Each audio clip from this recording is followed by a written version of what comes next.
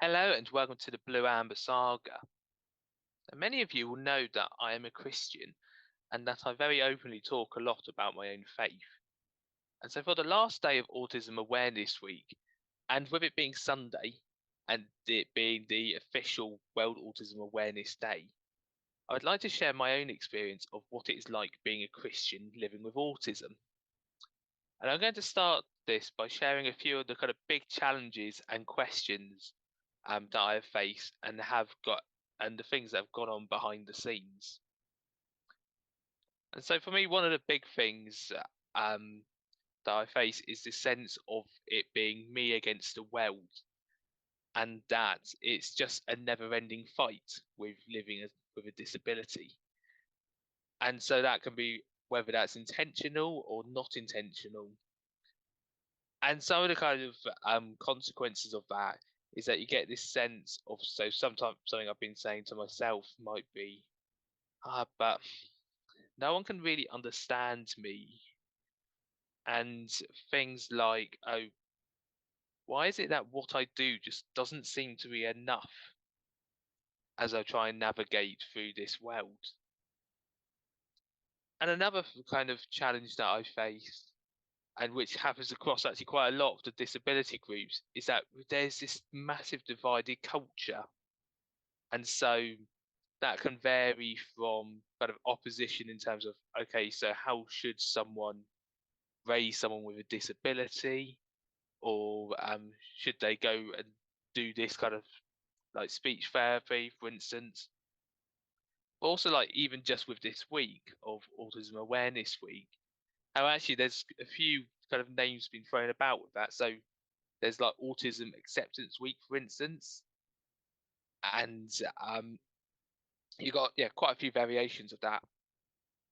But also in terms of the actual symbols and the colours, and there's lots of things where actually it isn't very clear in terms of um, what the kind of branding situation is, and that's partly because there is a massive divide in terms of um, there being agreements on which symbols can be used and which ones are um, considered to be potentially offensive, for instance. And yeah, as I say, this is not only within autism, but you get this actually across a lot of the disability groups. And so it's it can be quite hard actually, where you get this sense of um, conflict from the world around you, but also a conflict from within yeah your own kind of groups, as it were.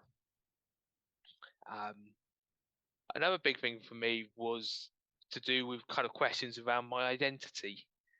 And so some of the questions I've had in the past is like, okay, so well, why am I the way I am?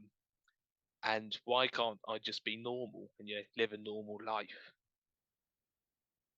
But also that will link into the whole kind of question on suffering and such, of which through as a consequence of kind of living in this world, then there's lots of actual hurt and anger within the kind of disability communities, which is partly from the lack of support, also kind of lack of understanding. And again, this is caused by whether that's intentional or just indirect. And so some of these things are really big questions of like, okay, how do we address them? And so I wanted to share now a bit about, okay, well, what does it mean of so being a follower of Jesus, why does that even make a difference? And so I think the first thing I would start off with this is that by saying actually my identity is rooted in how God sees me and not in how the world does. And the great thing about this that this is unchangeable because of what Jesus did on the cross and through his rescue plan, and actually him coming back to life again, and how that is fixed, and it's not about how I perform or how I do which determines that. Also, that God doesn't make mistakes. There's a really nice passage in Psalm 139, and taking reference to the verses 13 to 18, where it talks about actually us being knitted together even before just being born. And actually, God did make us the way we are. It wasn't like an accident. It isn't like we're some kind of guinea pigs in an experiment or seen as soldiers or basically the kind of like, okay, what is our purpose in the world? But actually, that we are part of God's story. And that, yeah, includes everyone, even myself. Another bit for me also is how God has a plan for us and is at work through you. And so I was thinking back to the story in John 9, which is about a man who was born blind. And what's interesting is the disciples go about asking about, okay, so who's done wrong for this suffering to have occurred? Which, if you think of the whole principle of karma, someone does something wrong, then something bad should happen to them back. And so they're kind of going along this trail of thought. And it's interesting how Jesus replies in this, of which he says this. So it was not because of his sins or his parents' sins, Jesus answered. This happened so the power of God could be seen in him. And I think that amazes me of actually even through this and through suffering in itself anyway, that actually God uses it for the greater good.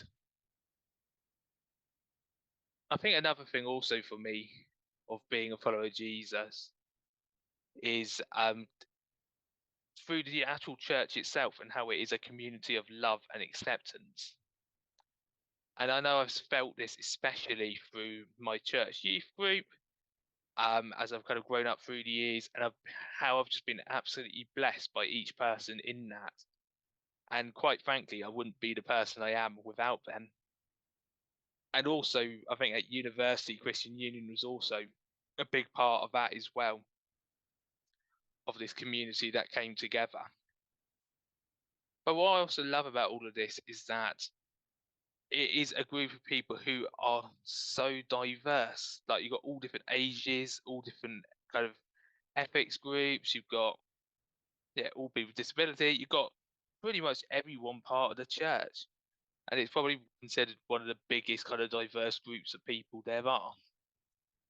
And the amazing thing is that everyone's involved in it, and it is a place of it, kind of non-judgment, and it just amazes me of like how everyone is in that, how all that links them together is that they are a follower of Jesus.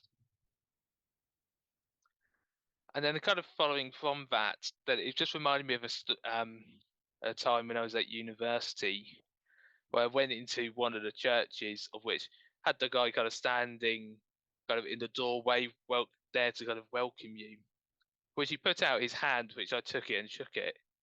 But what was interesting was he actually had this kind of weakness in his hand, which I think it was to do with to do with the nerves or something. So it kind of felt, um, there was just this weakness.